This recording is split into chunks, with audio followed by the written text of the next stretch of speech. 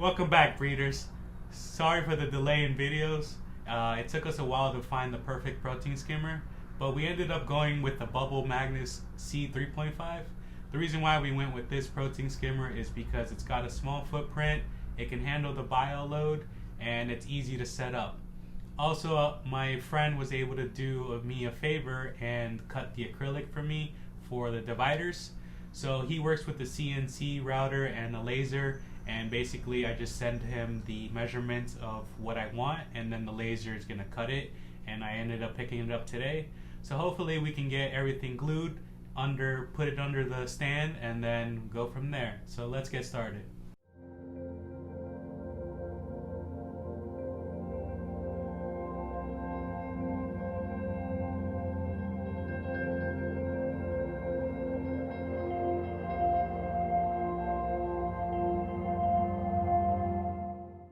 So this is the file that I ended up creating for my friend. The white space is basically the plexiglass itself, and then the pink lines are the objects that it's going to cut out. So basically what I did was I measured out in the sump all the pieces that I needed to create 4 sections, and then just kind of drew them out in Illustrator and made them basically a full object. And what's cool about it being done on the laser is precise. It's within like 0.0001 millimeter of the line, and it's a lot better than doing it by hand. Obviously, all this can be done by hand with a table saw, maybe a miter saw, and stuff like that, but I'm going to take advantage of him letting me use a laser, and I'm going to just cut all the pieces through here just so it's perfect. Even, the perfect circle here for the sock holder. These little pieces are for the egg crate little baffle for the refugium part.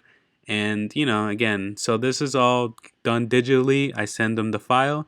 So pretty much we're just going to record it being cut from the laser, and then we can bring it back home and put it all together.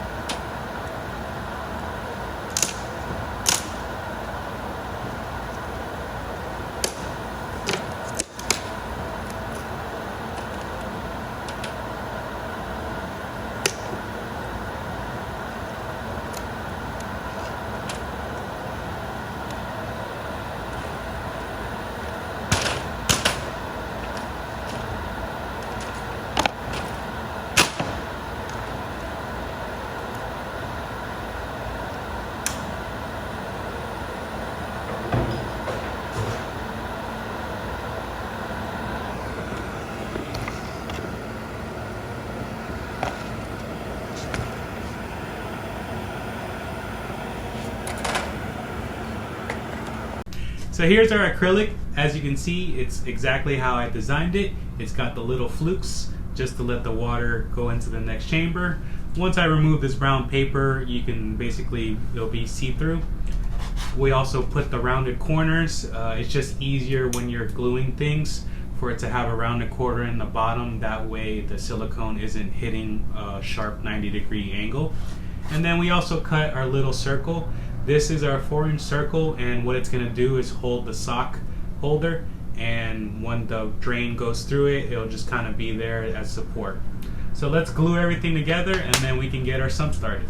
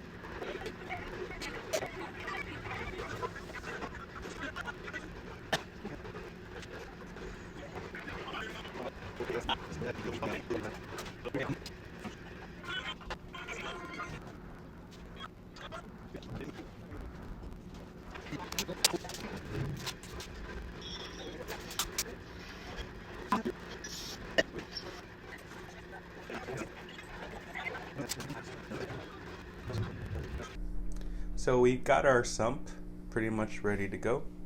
Here we have that ring for the sock holder. I might put some bio balls or some media in here, I haven't decided yet, but it most likely will be bio balls just because it's towards the back of the filter and hard to get to. The next section is it's going to trickle down, and you're going to see that I've got these 3 pieces of polystyrene siliconed in. The idea is when the water comes down, it's going to kind of create this circle. I'm also going to put some pumps in here just to help, and it's just so the rolling ball of cheddar just continuously rolls. Next, we've got this little chamber here. The purpose of this is just to kind of hold pieces of egg crate, just to not let the cheddar go into the protein skimmer or let any of the little straggling hair kind of just travel in throughout the tank. The next section is the protein skimmer, and then as you can see here, this is lower than this, so this is exactly 10 inches. So if we need to adjust it, make it a little bit higher, between 10 to 8 inches is the recommended height for the protein skimmer, so we'll play around with that. And then this is our final return area. We'll put the return pump, and if we ever decide to put maybe a little reactor to help or something like that, we've got some space here, and then it's gonna go back up. Alright, so today we're gonna just put that in there. We're gonna move the tank a little bit to the right just so it's closer to the wooden thing here where I used to keep all the other fish. And then we're gonna start wiring all this inside the cabinet, and then we can just pretty much go from there. So let's get started. So here, pretty much what I'm doing is draining water out of the tank. I needed to take about 20 gallons out just so it could be light enough where I could move it and not have to take everything apart. And then once I moved it, I added the water slowly back into the tank just to not stir up anything on the bottom or through the filter part. And, you know, just to not stress the fish out as much.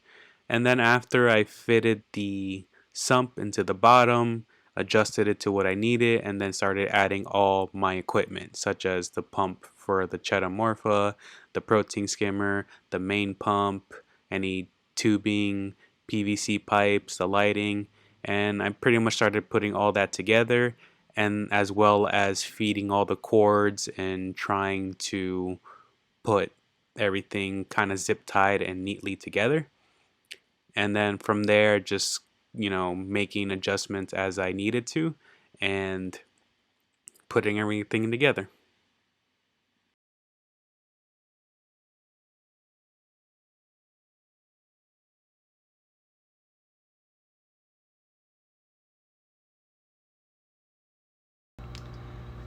Alright, so we got our sump up and running finally.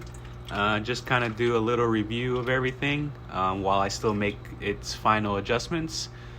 So here is the valve that goes into the sump, and this is the return pipe. It's kind of hard to see because if I turn on the light, it makes a super glare.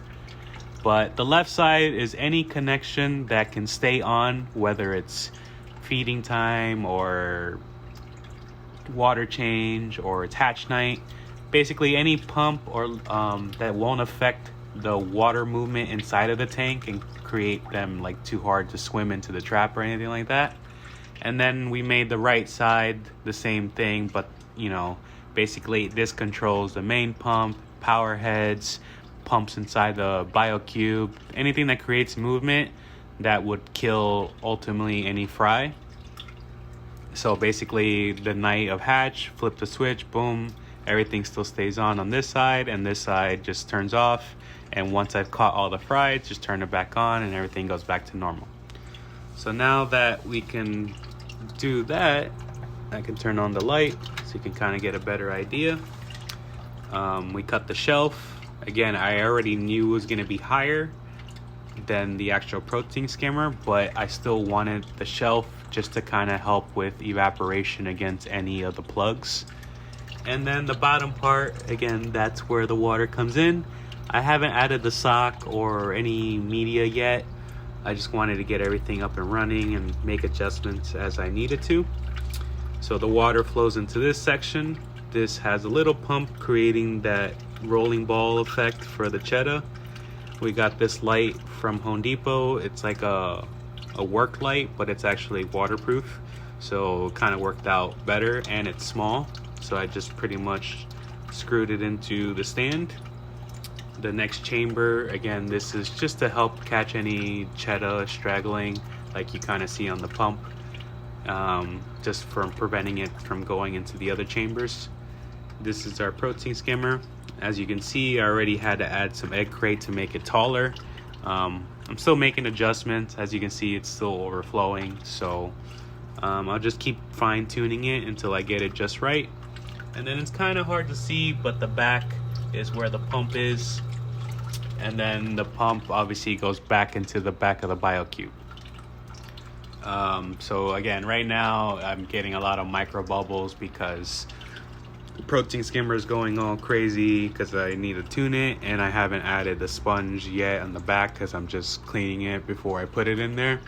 But once we got all that, we've pretty much got everything up and running. So that's gonna pretty much do it for the sump.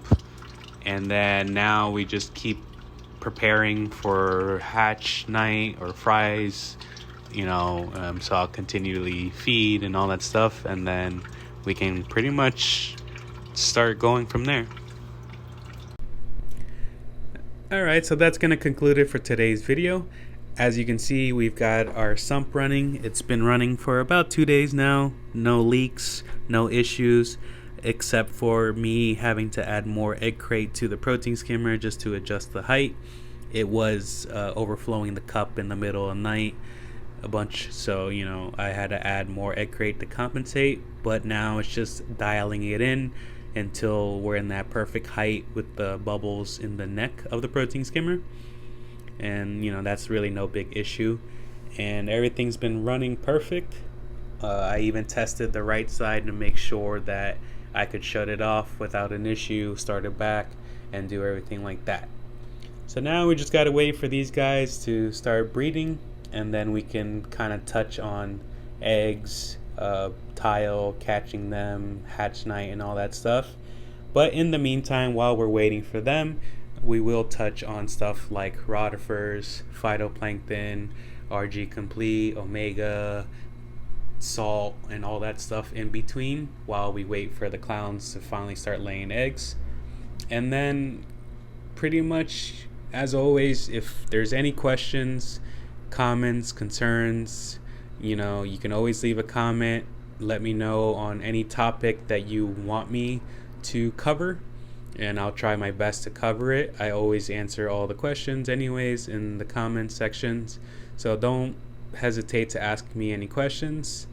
Don't forget to like, comment, and subscribe this video. That way, I know that you guys are liking the new videos, and hopefully I'm kind of giving you all the information I can. And as always, happy breeding.